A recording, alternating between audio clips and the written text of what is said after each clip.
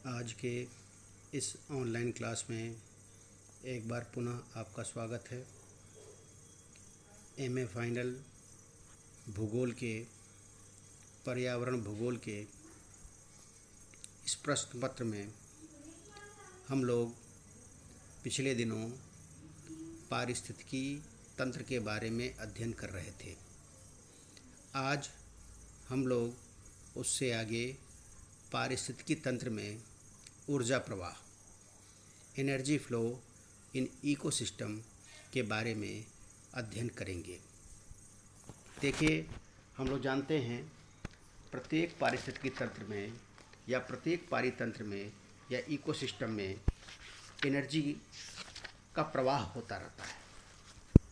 ऊर्जा एक माध्यम से दूसरे माध्यम की ओर प्रवाहित होती रहती है। इसे पूर्व के अध्याय में बताया गया था, पहले के अध्याय में। आज हम लोग पारिस्थितिकी तंत्र के में ऊर्जा प्रवाह या एनर्जी फ्लो इन इकोसिस्टम के बारे में पढ़ेंगे। देखिए, इकोसिस्टम में पारिस्थितिकी तंत्र में ऊर्जा का प्रवाह एक स्तर से दूसरे स्तर में लगातार प्रवाहित होता रहता है। प्राथमिक स्तर से लेकर के अंतिम स्तर तक या अपघटक लेवल तक ऊर्जा का प्रवाह चलता रहता है और यह ऊर्जा का प्रवाह एक निश्चित तंत्र के रूप में होता है। तात्पर्य यह है कि स्वपोषी पौधे, स्वपोषी से जिन्हें हम लोग उत्पादक कहते हैं, प्रोड्यूसर कहते हैं, उन पौधों से अन्य स्तर पे या शाकाहारी स्तर पे जो जीव हैं वो उत्पादक स्तर से भोजन के रूप में अपने भोजन की प्राप्ति करते हैं और भोजन के रूप में एनर्जी प्राथमिक स्तर या शाकाहारी जीव तक एनर्जी पहुंचती है, ऊर्जा पहुंचती है। और यह ऊर्जा जो पहुंचती है वो एक विशिष्ट प्रकार के पारितंत्र के रूप में होता है, या इसे हम ये कह सकते हैं प्रत्येक स्तर से दूसरे स्तर में जो ऊर्जा का प्रवाह होता है वह 10% का ऊर्जा प्रवाह होता है। हम लोग ये अच्छे से जानते हैं कि यह जो ऊर्जा का प्रवाह है प्राकृतिक नियमों के अनुसार होता है। सौर ऊर्जा के रूप में पौधे अपने पत्तियों से ऊर्जा को ग्रहण करते हैं और यह कुल ऊर्जा की 1 से 5% होती है। संश्लेषण विधि से पौधे इसे रासायनिक ऊर्जा में परिवर्तित करते हैं और जिस कारण से उनके शरीर के अवयव निर्मित होते हैं। इस प्रक्रिया में कुछ ऊर्जा का ह्रास भी होता है। पौधों द्वारा संग्रहित रासायनिक ऊर्जा को शाकाहारी जीव भोजन के रूप में ग्रहण करते हैं। यहाँ भी ऊर्जा का पर्याप्त मात्रा में ह्रास होता है। फिर मांसाहारी जीव अन्य जीवों को खाते हैं तो उससे ऊर्जा पुनः मांसाहारी के शरीर में पहुंचती है। यहाँ भी कुछ ऊर्जा विनष्ट होती है। इस प्रकार एक पोषण स्तर से दूसरे पोषण स्तर में ऊर्जा का प्रवाह होता रहता है। यह भी उल्लेखनीय है, ध्यान देने योग्य बात है कि सभी पारिस्थितिकी तंत्र में पोषण स्तर समान नहीं होता।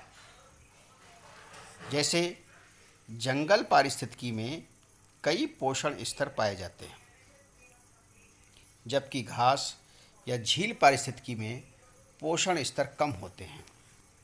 अतः जितना अधिक पोषण स्तर होगा ऊर्जा प्रवाह उतना ही लंबा होगा और ऊर्जा का ह्रास उतना ही अधिक होगा।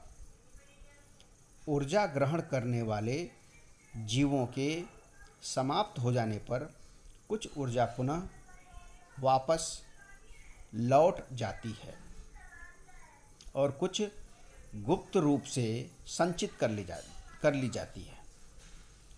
पौधों के विनष्ट होने पर जीवाश्म ऊर्जा जैसे कोयला, पेट्रोलियम आदि के रूप में सुरक्षित रहती है। देखिए, जो चित्र आपको बताया गया है इसमें 3 आप देखेंगे ब्लॉक्स हैं।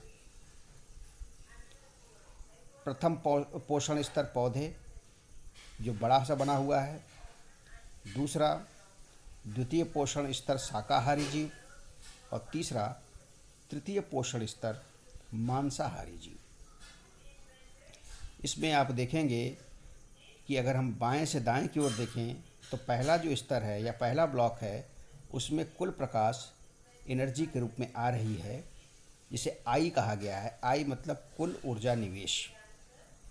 और फिर एल ए मतलब पौधों द्वारा प्रकाश का ग्रहण।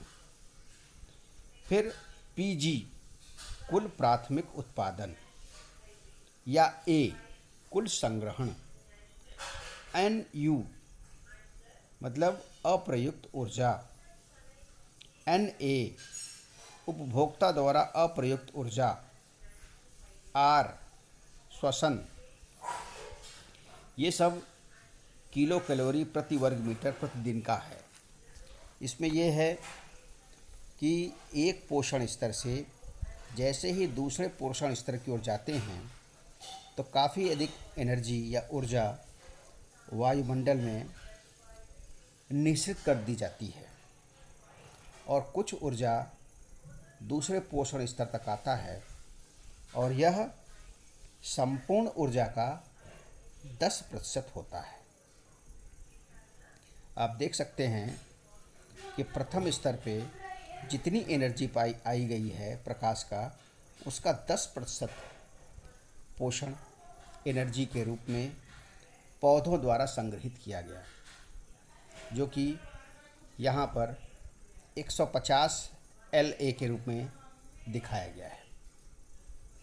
और पुनः दूसरे स्तर पे यह 15 रह गया, मतलब 10% आ गया। और तीसरे स्तर पे इसका 10% यानी 1.5 कैलोरी रह गया। और अंतिम स्तर पे या आगे के स्तर पे ऐसे ही 10% के आधार पे रहा है। और दूसरा, आप इस ट्यूब को देखें तो जैसे जैसे हम लोग आगे की ओर बढ़ते जाते हैं वैसे वैसे ये ट्यूब थोड़ी पतली होती जाती है। इसमें आप देख सकते हैं कि शुरू में प्रकाश से 3000 किलो कैलोरी ऊर्जा प्राप्त होती है। उसका केवल आधा भाग मतलब 1500 किलो कैलोरी पौधों द्वारा ग्रहण किया जाता है और उसका 1% अंश मतलब 15 किलो कैलोरी प्रथम पोषण स्तर पे अर्थात पौधों द्वारा रासायनिक ऊर्जा में परिवर्तित की जाती है। प्रथम पोषण स्तर पर वास्तविक प्राथमिक उत्पादन केवल 15 किलो कैलोरी ही होता है। द्वितीय एवं तृतीय पोषण स्तरों पर यह उत्पादन घटकर 1.5 किलो कैलोरी एवं 0.3 किलो कैलोरी रह जाता है। इसे हम द्वितीयक उत्पादन या सेकेंडरी प्रोडक्शन कहते हैं। तात्पर्य यह है कि अगले पोषण स्तर पर ऊर्जा के प्रवाह में ह्रास हो जाता है। एक पोषण स्तर से दूसरे पोषण स्तर तक ऊर्जा का प्रवाह होता है, जो या आप ये कह सकते हैं 90% ऊर्जा का ह्रास हो जाता है। लेकिन हर अगले चरण पर इफ़िशियंसी में वृद्धि होती जाती है। किसी पारिस्थितिकी तंत्र में भोजन श्रृंखला जितनी छोटी होगी, भोजन से प्राप्त ऊर्जा उतनी ही अधिक होगी।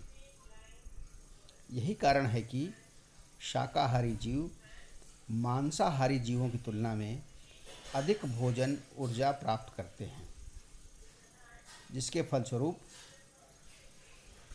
पारिस्थितिकी तंत्र में संख्या पिरामिड आधार पर चौड़ा और पतला होता जाता है।